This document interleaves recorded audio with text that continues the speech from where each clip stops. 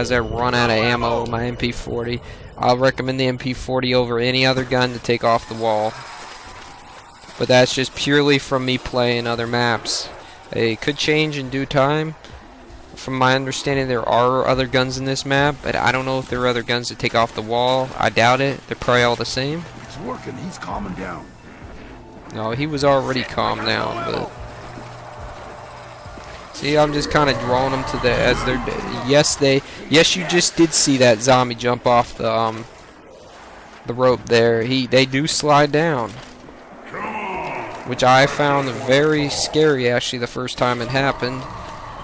Because I was like, okay, I escaped. I need ammo or this shit's gonna get ugly. As right now, I just gotta get ammo for the MP40.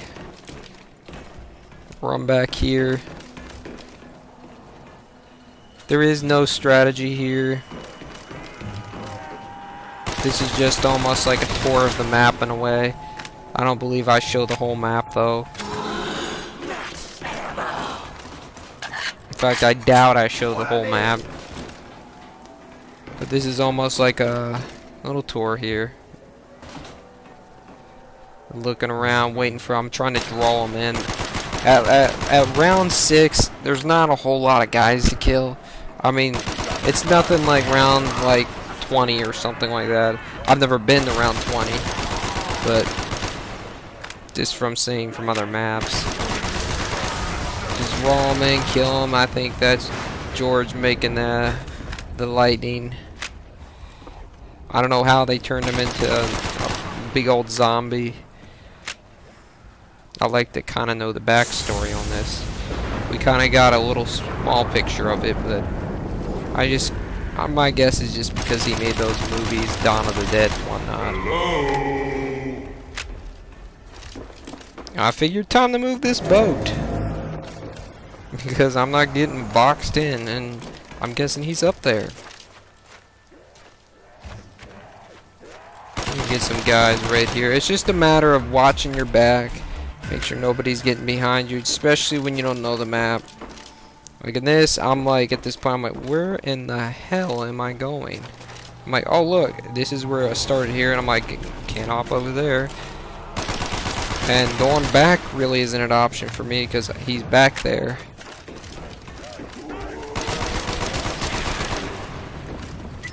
Yeah, he's back there. I figure that should kill some guys.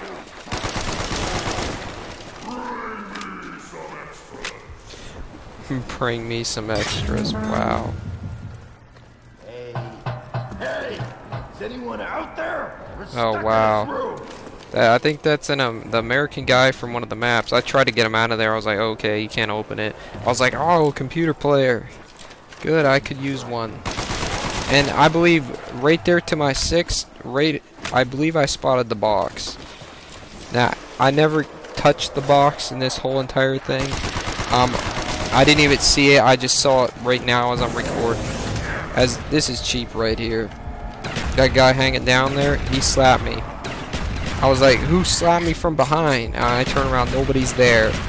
It's the guy hanging down from the ceiling of the cave there, which I felt was really stupid.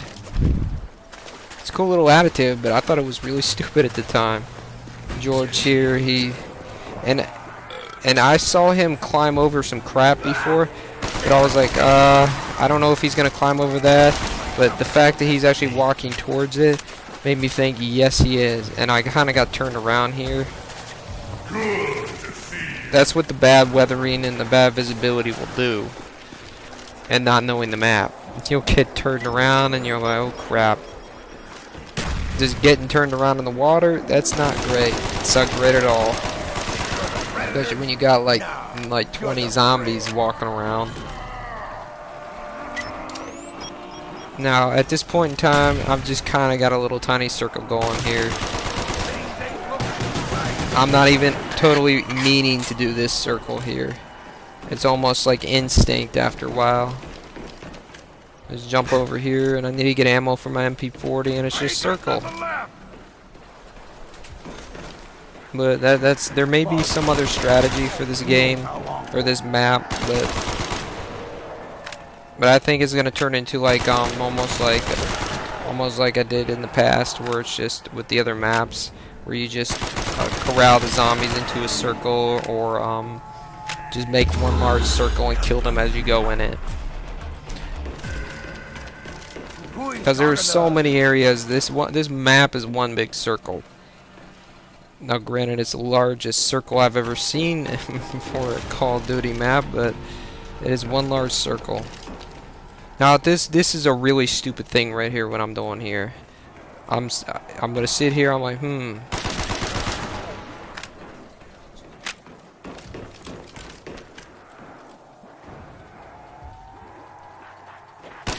Yep, look at this. You do not stand still. That is one of the worst mistakes you can make. Look at that. Stood still, big mistake. Totally my fault. Being stupid. Don't follow my example right there, people. As I pick up the old death machine here. And actually, I believe I almost get brought down with this too. Because it's not an insta-kill. You actually have to hold it on for a tenth of a second there. And I'm just whipping it all over the place. Trying to find zombies. And I'm thinking, if I find George Romero, I'm going to shoot him up too. Nope. I don't believe I find him though. Look at this. Just trying to kill as many as I possibly can with this.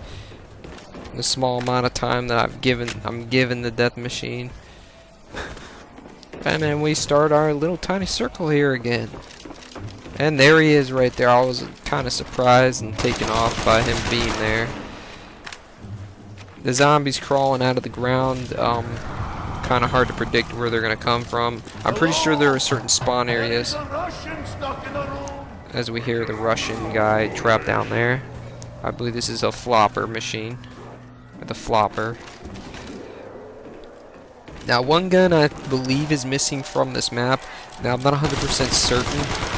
What people are saying is a lightning gun. Or the thunder gun, I should say. Not the lightning gun. Also known as a Zeus cannon when you pack it.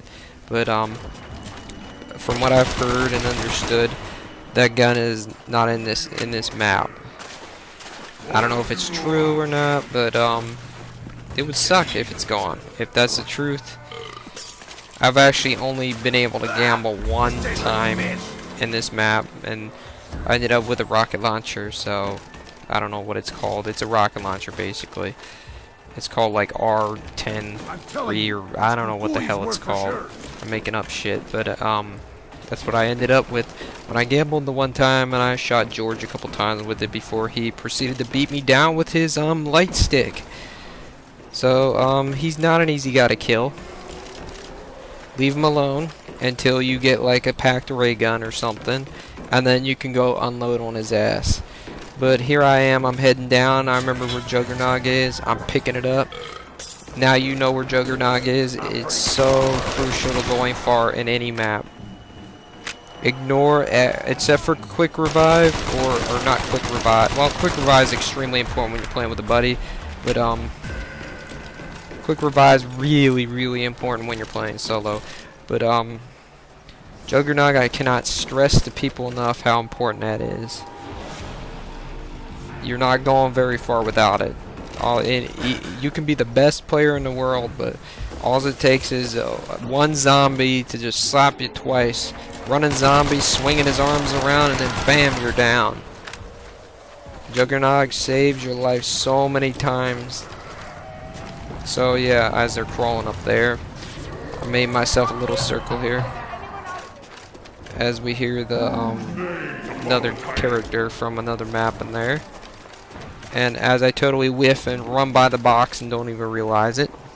The box is also located, if you look on the whole entire map, if you just stand back and as I stick that guy, if you just stand back and look when the weather clears up, you can actually see a blue light in the sky pointing up, and that locates where the box is. But we're up to round 9 here. I'll just continue my little circle, but I will get better. I always do get better. I always do figure out new strategies. I'll share the strategies with you as I find them. Let's make the most of it. After I learn the map by myself, I usually get friends involved, and just go from there. If you guys happen to have any strategies also, I would appreciate it for you to leave them in the comments. Because it's all, comments are always welcomed.